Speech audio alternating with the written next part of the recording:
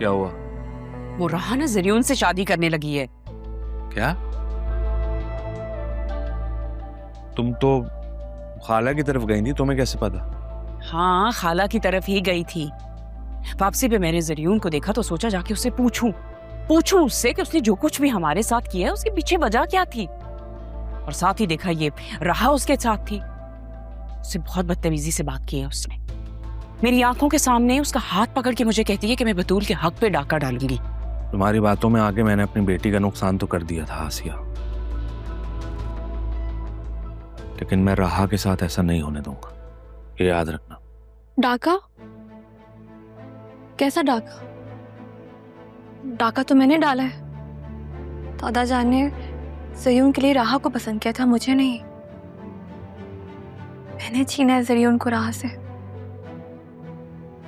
राहा तो वही ले रही है ना जो उसका हक था। कि तुम क्या फजूल बातें कर रही हो? मम्मा, जरियून राहा से शादी करता है या किसी और से मुझे कोई फर्क नहीं पड़ता, क्योंकि मुझे अब जरियून के साथ रहना ही नहीं है। मैं उससे अलग हो जाऊंगी।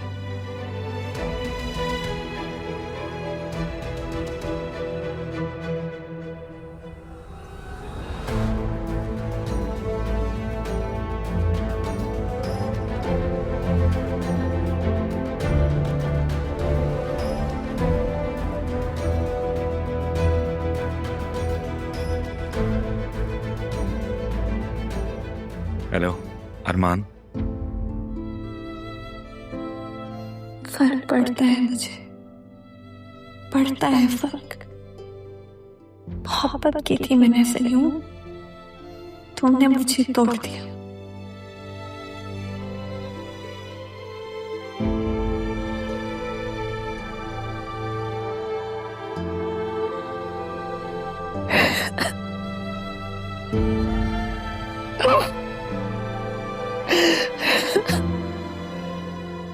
माजी को याद करके रो रही हूँ।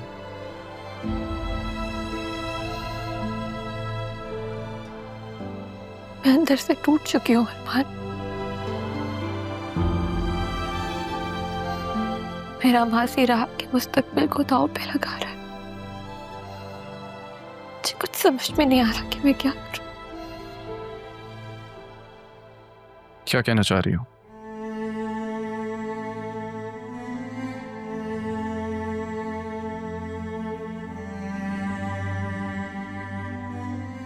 आप तो राह के सबसे ज्यादा करीब थे ना। आप उसे समझाएं, वो अपने साथ गलत कर रही है। आप वो जरियून से शादी करने जा रही है अरमान। तुम उस दिन की राह की गई बातों को बहुत सीरियस ले रही हो। मामा मिली थी उस दिन राह से और जरियून से।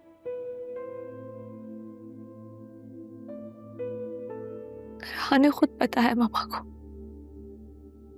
और आप जानते हैं, जब राह मामा से कुछ कहती है तो वो करके दिखाती है। मामा और राह की तसल्लुत तो आप अच्छे से जानते हैं।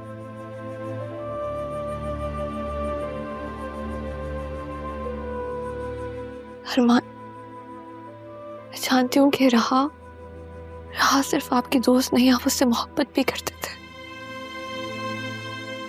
हमने कभी कहा नहीं, लेकिन मैं जानती हूँ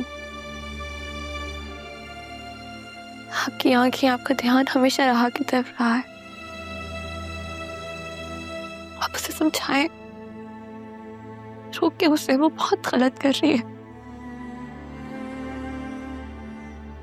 वो जरियून जैसे शातिर इंसान के जाल में फंसने जाती है, उसे बचा ले अरमा। बचा लूंगा। मेरी खताएं क्या, तुम परेशान मत हो, मैं सब देख लूंगा। हो के रूबरू बेबसी है क्यों, बेरुखी है क्यों, दुख ही जो देने।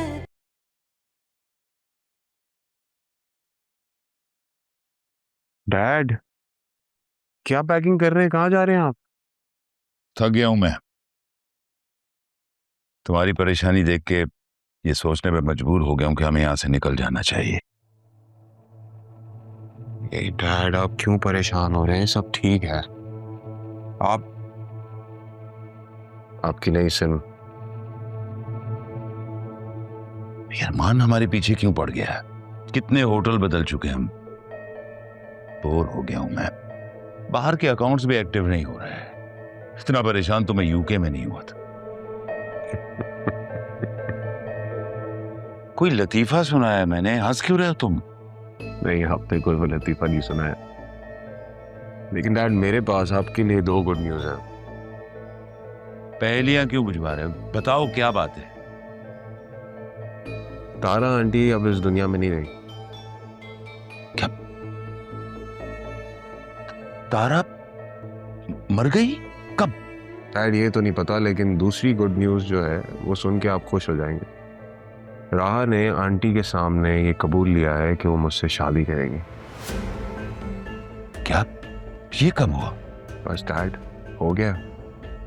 अब राहा हमारी ढाल बन जाएगी और हमें ये मैदान छोड़ के जाने की जरूरत ही नहीं है, क्योंकि अब तो इतना बड़ा तमाशा लगने वाला है।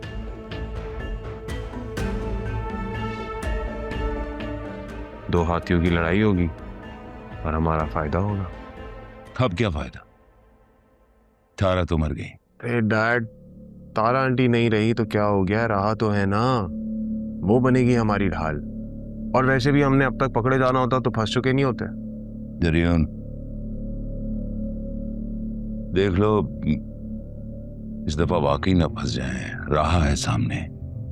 कुछ नहीं होगा डैड। राहा मेरी ढाल बनेगी, आपकी ढाल बनेगी, वो हमारी साइड पे। और वैसे भी अब राहा का है कौन? अकेली तो है वो। ना अरमान उसके साथ है और ना ही कोई और।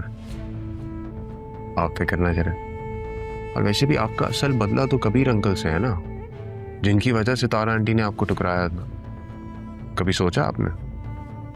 ये बात मेरे जहन में है, पहले क्यों नहीं आई? इसीलिए आपको बताई डैड। अब आप परेशान ना हो, सब ठीक हो जाएगा। खुद भी टेंशन ना लें और मुझे भी टेंशन ना लें। राहा हमारी साइड पे।